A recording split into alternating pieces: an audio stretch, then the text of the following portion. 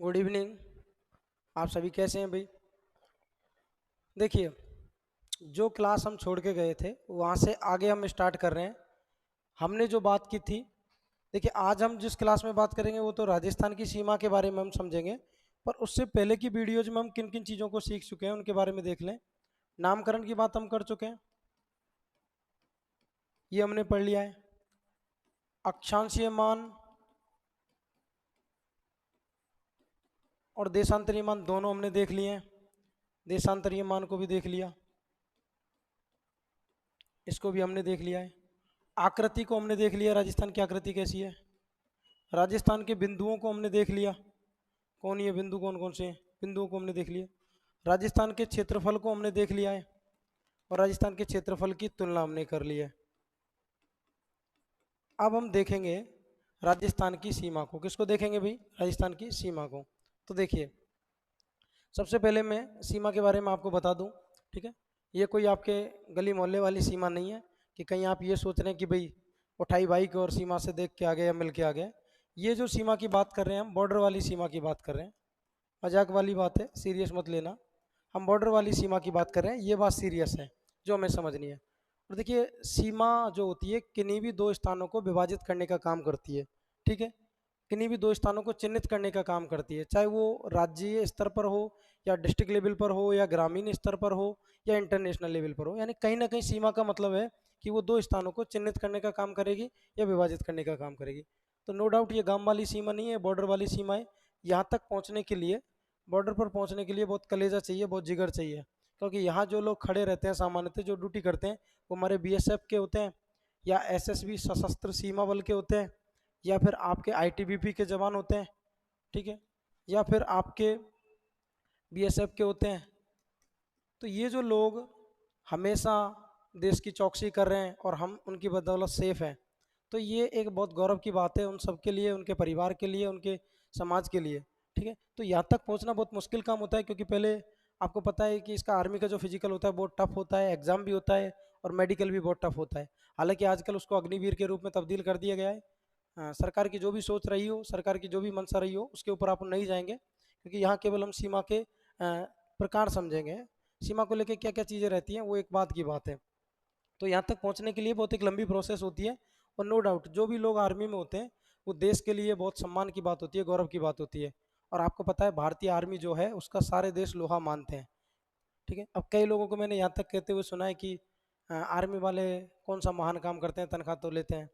तो तनख्वाह तो सभी लेते हैं, तनख्वाह कौन नहीं लेता? जो व्यक्ति काम कर रहा है वो सारे तनख्वाह लेते हैं, वो सभी अपना मेहनताना लेते हैं, चाहे वो किसी भी रूप में ले रहे हैं। तो नो डाउट तनख्वाह तो सभी लेते हैं, पर इस तरीके से देश की सेवा करना, अपने आप को डेडिकेट कर देना और एक जुनूनी बन जाना देश के लिए, वो एक काबिल तारीफ़ है। क्योंकि मैंने कई बार आर्मी के स्टूडेंट्स को, आर्मी के जो जवान हैं उनको देखा है, जो आर्मी की तैयारी करते हैं या जो आर्मी में लग जाते हैं, उनके अंदर जो देश प्रेम की जो भावना होती है वो अलग लेवल की होती है। वैसे तो हर रूप में देश प्रेम के अलग अलग मायने हैं। एक जो व्यक्ति सफाई कर रहा है वो भी देश से प्रेम कर रहा है, वो भी कहीं ना कहीं देश की सेवा कर रहा है। जो व्यक्ति कहीं दुकान लगा रहा है वो भी देश की सेवा कर रहा है। बस सिर्फ उसके जो कि बेरोजगार घूम रहा है वो देश पर बोझ है, वो कोई देश की सेवा नहीं कर रहा है। पर ये जो सेवा कर रहे हैं वो एक अलग लेवल की सेवा है क्योंकि असली हीरो तो यही है हमारे देश के। तो आज हम बात कर रहे हैं राजस्थान की सीमा की। देखिए, मैं सीमा के प्रकारों की चर्चा कर लेता हूँ भाई, कि सीमा कितने प्रकार की होती है। पहले वो समझेंगे तब जाके हम राजस्थान की सीमा को पढ़ेंगे। तो देखिए, सीमा के अगर मैं प्रकारों की बात करूं तो सीमा सामान्यतः तीन प्रकार की होती है। कितने प्रकार की होती है भाई? तीन प्रकार की। एक होती है निर्माण की दृष्टि से, एक सीमा निर्माण के आधार पर, निर्माण के आधार पर। एक सीमा होती है आपके तत्वों के आधार पर, तत्वों के आधार पर। और एक सीमा होती है आपके अधिकार या रखरखाव के आधार पर, अधिकार या रखरखाव के आधार पर, अधिकार या रखरखाव के आधार पर।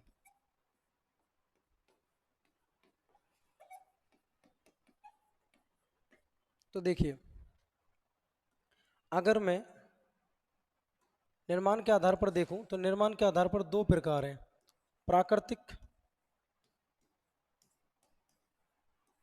और एक है कृत्रिम। यानी कि ऐसी कोई सीमा जो कि प्रकृति के द्वारा बनाई गई है। ऐसी कोई सीमा जो प्रकृति के द्वारा बनाई गई है, यानी कि मैं ऐसा कहूँ कि ये कोई गांव है और इधर कोई गांव है और यहाँ बीच में कोई पर्वत है, तो ये कैसी सीमा होगी? प्राकृतिक। और अगर आपने यहाँ तारबंदी कर दी तो फिर ये कैसी सीमा हो जाएगी? कृत्रिम।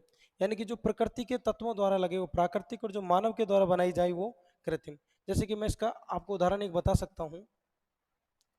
अगर हम भारत के संदर्भ में बात करें,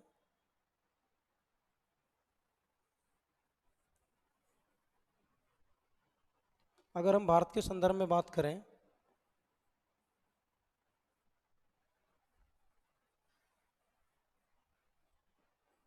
अगर हम भारत के संदर्भ में बात करें तो इस हिस्से पर भारत के जल है। क्या है भाई? जल। तो ये जो जल है, इधर बंगाल की खाड़ी का जल और इधर अरब सागर का जल, तो ये जो सीमा है ये प्राकृतिक सीमा है। और अगर इधर देखें तो यहाँ हिमालय हमारी सुरक्षा कर रहे हैं, तो ये कैसी सीमा है? प्राकृतिक सीमा। और अगर इधर हम पाकिस्तान के साथ देखें तो यहाँ केवल रेत ही रेत है, मरुस्थल है, और वहाँ हमने तारबंदी कर रखी है, तो वो जो सीमा है वो कैसी है? कृत्रिम।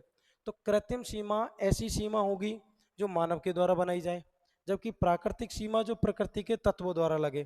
ठीक है, जैसे कि यहाँ भारत के यहाँ हिंद महासागर सीमा बना रहा है। आगे चलते हैं भाई। अगला है तत्वों के आधार पर। तो तत्वों के आधार पर दो प्रकार की होती है, स्थलीय व जलीय। तो तत्वों के आधार पर दो प्रकार की सीमा होती है, स्थलीय सीमा व जलीय सीमा। अब देखिए, स्थलीय सीमा जो स्थल से लगे और जलीय सीमा जो जल से लगे। मान लीजिए मैं कहूँ ये कोई गांव है, इसके इधर यहाँ से लेके यहाँ तक ये जल है, ये जलीय भाग है, और इधर जो भाग है ये स्थलीय भाग है, ये स्थल है। तो इसका मतलब ये हुआ कि यहाँ से लेके यहाँ तक स्थल है। हो सकता है कि कोई गांव या कोई देश चारों तरफ जल से घिरा हो, चारों तरफ स्थल से घिरा हो, तो यहाँ ऐसा भी हो सकता है कि कोई गांव, कोई शहर, कोई देश, कोई राज्य या तो चारों ओर से जल से घिरा हो या स्थल से घिरा हो या दोनों प्रकार की सीमा बना रहा हो। अगर इसी चीज़ को हम भारत के संदर्भ में देखें तो भारत दोनों प्रकार की सीमा बना रहा है। भारत दोनों प्रकार की सीमा बना रहा है। देखिए यहाँ कैसी सीमा बना रहा है? जलीय सीमा। इधर पूर्व दिशा में कैसी सीमा है? जलीय सीमा। और पश्चिम दिशा में भी कैसी सीमा है? जलीय सीमा। और यहाँ नीचे भी कैसी सीमा है? जलीय सीमा। तो भारत जलीय सीमा भी बना रहा है, और अगर हम देखें तो इधर भारत स्थलीय सीमा भी बना रहा है, क्योंकि भारत के इधर यहाँ तो नेपाल होगा, यहाँ भूटान होगा, ऊपर चाइना होगा, यहाँ म्यांमार होगा, और यहाँ पाकिस्तान है, और यहाँ कौन है भाई? अफगानिस्तान। ये कौन है भाई? आपका पाक। तो हम ये कह रहे हैं कि पाकिस्तान, अफगानिस्तान, नेपाल, भूटान, चाइना, म्यांमार, इन सब के साथ स्थलीय सीमा बना रहा है। और नीचे की ओर कैसी सीमा बना रहा है भाई? जलीय सीमा। कैसी सीमा बना रहा है भाई? जलीय सीमा। तो नो डाउट कोई भी देश स्थलीय सीमा भी बना सकता है और जलीय सीमा भी बना सकता है, या हो सकता है कि वो चारों ओर स्थल से घिरा हो या चारों ओर जल से घिरा हो। जैसे कि मैं कहूँ कि नेपाल को अगर हम देखें तो नेपाल के यहाँ साउथ में भारत है और ऊपर की ओर तिब्बत है। तो और नेपाल कहीं भी जलीय सीमा नहीं बना रहा है, ना ही भूटान बना रहा है। उसी तरीके से अगर हम श्रीलंका को देखें तो श्रीलंका यहाँ है, जो कि किससे घिरा हुआ है? चारों ओर से जल से। तो ये कैसी सीमा बना रहा है? जलीय। तो भारत दोनों प्रकार की सीमा बना रहा है, स्थलीय सीमा भी और जलीय सीमा भी। पर भारत के साथ साथ मैं राजस्थान की बात करूं तो अगर हम राजस्थान की बात करें तो राजस्थान की खुद की कोई जलीय सीमा नहीं है। राजस्थान की खुद की कोई जलीय सीमा नहीं है। हाँ, उसके पास में जरूर है। जैसे कि राजस्थान के पास में कौन है? गुजरात। तो गुजरात की जलीय सीमा जरूर है, पर राजस्थान के पास खुद की जलीय सीमा नहीं है। तो राजस्थान के पास कौन सी सीमा है? केवल स्थलीय सीमा। ठीक है, तो ये पॉइंट जो हम यहाँ से देख रहे हैं, तो जलीय सीमा राजस्थान के पास नहीं है, तो इसको हम क्या कर देंगे भाई? क्रॉस। यानी कि राजस्थान के पास जलीय सीमा नहीं है, स्थलीय सीमा है। इस स्थलीय सीमा को हम पढ़ेंगे राजस्थान में। अधिकार या रखरखाव के आधार पर दो भाग हैं, और अधिकार और रखरखाव के आधार पर दो भाग कौन से हैं? एक तो अंतर्राष्ट्रीय और एक अंतर्राज्यीय। अब अंतर्राष्ट्रीय और अंतर्राज्यीय में क्या अंतर है समझना। देखिए भाई, जब कोई सीमा दो या दो से अधिक देशों के बीच में लगती है तो वो होती है अंतर्राष्ट्रीय। जैसे कि भारत की सीमा इधर पाकिस्तान, नेपाल, भूटान, चाइना, म्यांमार, श्रीलंका, इन सब के साथ जो लग रही है ये अंतर्राष्ट्रीय सीमा है। और अगर कोई राज्य दूसरे राज्य के साथ सीमा बनाता है तो उसे कहेंगे अंतर्राज्यीय सीमा। जैसे कि राजस्थान के इधर एमपी है, इधर गुजरात है, इधर देखेंगे तो यूपी है, इधर हरियाणा है, इधर देखेंगे तो पंजाब है। तो हम कह रहे हैं कि ये जो सीमा होगी राजस्थान की, ये कैसी सीमा होगी भाई? अंतर्राज्यीय सीमा। तो अंतर्राष्ट्रीय सीमा जो कि दो या दो से अधिक देशों के बीच में लगे, और अंतर्राज्यीय सीमा जो कि दो या दो से अधिक राज्यों के बीच में लगे। अब यहाँ अधिकार या रखरखाव से क्या मतलब है, समझना भाई चीज को। अंतर्राष्ट्रीय सीमा पर सुरक्षा की या निगरानी की जो जिम्मेदारी होगी वो केंद्र सरकार की होगी, क्योंकि ये संघ सूची का विषय है। किसका विषय है? संघ सूची का। अगर हमें पाकिस्तान से, चाइना से कोई समझौता करना है, कोई क्षेत्र लेना है या देना है, सीमा पर तारबंदी करनी है, रोड बनाना है, कोई भी काम करना है, तो वो केंद्र सरकार करेगी उस समय जो पावर में रहेगी। अब मान लीजिए मैं जैसे कि कहूँ कि ये राजस्थान का हिस्सा है, अब नो डाउट राजस्थान का ये हिस्सा जो है ये इधर पाकिस्तान को टच करता है, पर इसका मतलब ये नहीं है कि यहाँ राजस्थान सरकार पाकिस्तान के साथ कोई समझौता कर ले। कौन करेगी? केवल भारत सरकार। तो अंतर्राष्ट्रीय सीमा की जिम्मेदारी भारत सरकार की होती है, जबकि अंतर्राज्यीय सीमा जो कि दो या दो से अधिक राज्यों के बीच में लगती है, और ये जो होता है ये राज्य सरकारों की जिम्मेदारी होती है। किसकी जिम्मेदारी होती है भाई? राज्य सरकारों की। राज्य सरकारें अपने स्तर पर इन क्षेत्रों की निगरानी करती हैं। और ये चीज़ आपने देखी भी होगी, जब आप एक राज्य को क्रॉस करके दूसरे राज्य में जाते हैं तो वहाँ कई बार आपके डॉक्यूमेंट्स वेरिफिकेशन होते हैं। और ये चीज़ आपने कोविड के समय में देखी होगी। जब कोविड के समय में एक व्यक्ति दूसरे स्टेट से दूसरे स्टेट में गया तो उसके रिपोर्ट्स वगैरह सब कुछ चेक किया गया, ये उस राज्य की जिम्मेदारी है। सामान्यतः आप देखेंगे मान लीजिए आप राजस्थान से जाएंगे यूपी की तरफ तो लिखा मिलेगा, जैसे यूपी की सीमा प्रारंभ होगी और राजस्थान की समाप्त होगी तो वहाँ एक बोर्ड आपको लिखा मिलेगा कि राजस्थान सीमा समाप्त, उत्तर प्रदेश सीमा प्रारंभ। और वहाँ एक चेक पोस्ट होती है, इधर राजस्थान की और उधर जाएंगे तो यूपी की, जो कि यहाँ राजस्थान से जो व्यक्ति जा रहे हैं उनको चेक करेंगे। वो मोटरसाइकिल के लाइसेंस वगैरह देख सकते हैं, गाड़ी के लाइसेंस देख सकते हैं, आपकी चेकिंग कर सकते हैं। सामान्यतः वो बॉर्डर वाले एरिया में ऐसा करते हैं, ठीक है। और जब कोई संदिग्ध अपराधी को पकड़ना हो या इस तरीके की कोई खबर हो तब ज़्यादा करते हैं, ठीक है। अब इसके लिए एक प्रोटोकॉल भी होता है।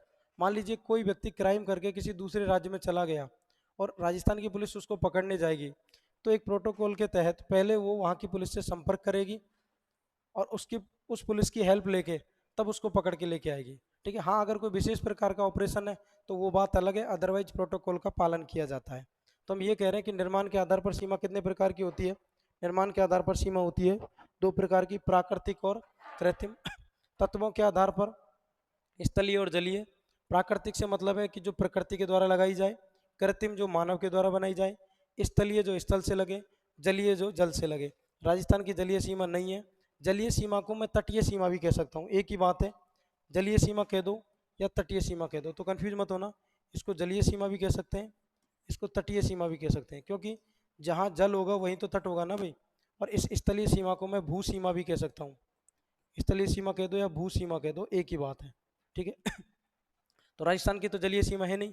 राजस्थान की अंतर्राष्ट्रीय सीमा भी हम पढ़ेंगे जो किसके साथ लगेगी? पाकिस्तान के साथ। और राजस्थान की अंतर्राज्यीय सीमा भी पढ़ेंगे हम जो अन्य राज्यों के साथ लगेगी। तो मैं ये कह रहा हूँ कि यहाँ राजस्थान की स्थलीय सीमा को पढ़ेंगे हम, और उस स्थलीय सीमा के दो प्रकार पढ़ेंगे, अंतर्राष्ट्रीय और अंतर्राज्यीय। यानी कि मैं ये कहने का प्रयास कर रहा हूँ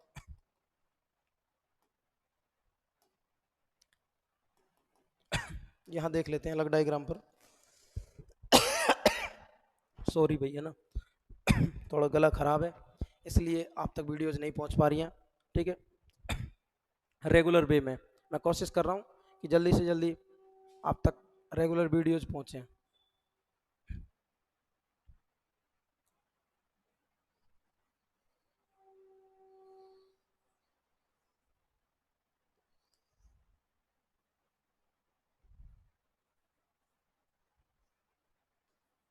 अब देखिए, अगर हम राजस्थान की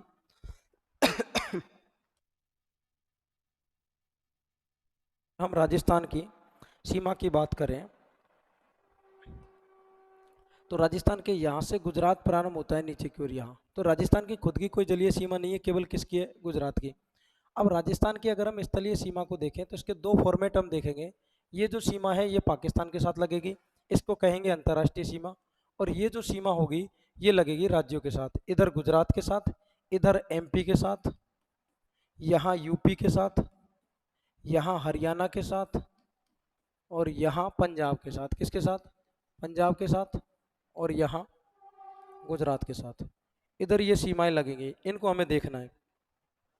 तो ये जो राजस्थान की टोटल जो सीमा है, टोटल अगर मैं सीमा की बात करूँ यहाँ से लेके अंतर्राष्ट्रीय को और अंतर्राज्यीय दोनों को मिला दें तो ये स्थलीय सीमा ही है, जलीय सीमा तो नहीं है भाई राजस्थान में। तो हम कह रहे हैं कि स्थलीय सीमा के राजस्थान में दो प्रकार हैं, अंतर्राष्ट्रीय और अंतर्राज्यीय।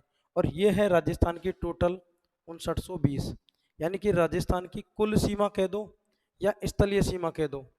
और ये राजस्थान की कुल जो स्थलीय सीमा है ये है आपके 5920। इस 5920 के हम दो प्रकार पढ़ेंगे, एक होगा आपके अंतर्राष्ट्रीय, अंतर्राष्ट्रीय, और राजस्थान केवल पाकिस्तान देश के साथ सीमा बनाता है और किसी देश के साथ सीमा नहीं बनाता है, क्योंकि राजस्थान के इधर केवल पाकिस्तान है। और इधर हम पढ़ेंगे अंतर्राज्यीय। तो हम ये कह रहे हैं कि राजस्थान की अगर अंतर्राष्ट्रीय सीमा देखें तो 1070 किलोमीटर, कितनी है भाई? 1070 किलोमीटर। और अंतर्राज्यीय है 4850 किलोमीटर। तो ये हमें पढ़नी है, दोनों सीमाओं को हम विस्तार से देखेंगे, अंतर्राष्ट्रीय सीमा को भी और अंतर्राज्यीय सीमा को भी। तो एक बार वापस रिपीट कर देता हूँ जो हमने पढ़ा है भाई। हम कह रहे हैं सीमा दो स्थानों को चिन्हित करने का काम करती है, बांटने का काम करती है, उसको कहते हैं सीमा। और एक चीज़ ध्यान रखना, सीमा पर लोग निवास नहीं करेंगे, क्योंकि सीमा तो एक डिवाइडिंग लाइन होती है। सीमा क्षेत्र में लोग निवास करेंगे। मान लीजिए ये सीमा क्षेत्र है तो इसके दोनों तरफ यहाँ लोग निवास करेंगे, इस पर निवास नहीं करेंगे। तो सीमा पर लोग निवास नहीं करते हैं, सीमा क्षेत्र में लोग निवास करते हैं। क्लियर हुआ भाई? ठीक है। सीमा कितने प्रकार की है? 3 प्रकार की है। निर्माण के आधार पर 2, प्राकृतिक और कृत्रिम। तत्वों के आधार पर 2, स्थलीय और जलीय। राजस्थान में जलीय नहीं है तो क्रॉस लगा दिया। अधिकार के आधार पर संघ सूची में अंतर्राष्ट्रीय, और इधर कौन सी आ जाएगी? अंतर्राज्यीय। अंतर्राष्ट्रीय 2 या 2 से अधिक देशों के बीच में, और अंतर्राज्यीय 2 या 2 से अधिक राज्यों के बीच में। अगर अंतर्राज्यीय सीमा पर कोई विवाद हो जाता है तो निपटारा कौन करता है? Supreme court. कौन करता है भाई? सुप्रीम कोर्ट करेगा। और सुप्रीम कोर्ट क्यों करता है? क्योंकि अगर आप इसको किसी दूसरे राज्य के कोर्ट में लेके जाएंगे, देन सपोज करिए एमपी और हरियाणा के बीच में विवाद हो गया, या राजस्थान और एमपी के बीच में विवाद हो गया, और आप लेके आ गए मसला राजस्थान कोर्ट में, तो वो तो राजस्थान वाले राजस्थान का फेवर करेंगे, हरियाणा में ले गए तो हरियाणा वाले हरियाणा का फेवर करेंगे। इसलिए ऐसी स्थितियों को सुलझाने के लिए सुप्रीम कोर्ट पर डिसीजन अटका रहता है, और सुप्रीम कोर्ट ही फैसले करता है। और सुप्रीम कोर्ट दो राज्यों के बीच के फैसले को सबसे पहले सुनेगा, उनके बीच की अपील को सबसे पहले सुनेगा, क्योंकि ये ऐसे केस होते हैं जिनसे राज्य की एकता और अखंडता को खतरा उत्पन्न हो सकता है, इसलिए सबसे पहले इनको सुनेगा। ऐसा नहीं है कि वो मर्डर केस को या दीवानी केस को या डिवोर्स केस को सुनेगा, पहले इनको सुनेगा सुप्रीम कोर्ट। क्योंकि अगर दो राज्यों में विवाद हो गया और विवाद बढ़ गया तो सांप्रदायिक दंगे हो सकते हैं, आगजनी की घटनाएं हो सकती है, या दंगे किसी अन्य चीज़ का रूप ले सकते हैं। तो उन चीज़ों से बचने के लिए, भारत की एकता और अखंडता की रक्षा करने के लिए सबसे पहले ये केस सुने जाते हैं। ठीक है, मैं उम्मीद करता हूँ आपको ये सेशन पसंद आया होगा। ठीक है, और यहाँ जब अगले टॉपिक में जब हम बढ़ेंगे तो अगले टॉपिक में हम बात करेंगे, इसी टॉपिक में जब हम अगले पॉइंट पर बढ़ेंगे तब हम बात करेंगे अंतर्राष्ट्रीय सीमा की और अंतर्राज्यीय सीमा की, दोनों को हम विस्तार से समझेंगे। फिलहाल के लिए इतना ही। ठीक है, कल मिलते हैं नेक्स्ट वीडियो के साथ। जय हिंद, जय भारत। ठीक है, चैनल को ज़्यादा से ज़्यादा शेयर करिए, ज़्यादा से ज़्यादा लाइक सब्सक्राइब करिए, जिससे कि हमारा भी मनोबल बढ़े और हम आपके लिए ज़्यादा से ज़्यादा कंटेंट, अच्छा कंटेंट समय समय पर लेके आएँ। जय हिंद, जय भारत।